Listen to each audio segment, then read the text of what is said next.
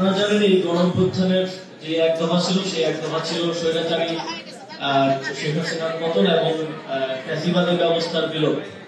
ফ্যাসিবাদী ব্যবস্থার বিলোপ বলতে আমরা স্পষ্টভাবে বলছি যে প্রতিষ্ঠানগুলোকে ফ্যাসিজমের মধ্যে নিয়ে যাওয়া হয়েছে, বাংলাদেশের সকল প্রতিষ্ঠানকে প্রায় ধ্বংসপ্রায় অবস্থায় রেখে যাওয়া হয়েছে, অর্থনৈতিক প্রতিষ্ঠানগুলোকে ধ্বংস করা হয়েছে।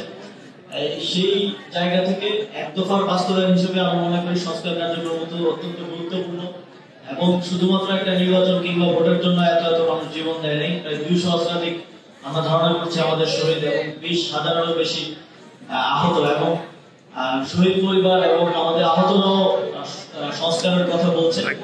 এই সরকারের একটা ক্লিয়ার ম্যান্ডেট হচ্ছে আমরা সংস্কার কার্যক্রম শুরু করবো এবং আপনারা জানেন কমিশনগুলোর প্রায় 3 মাসের মতো সময় হয়ে যাচ্ছে, কমিশনগুলো উপস্থাপনা দেবে।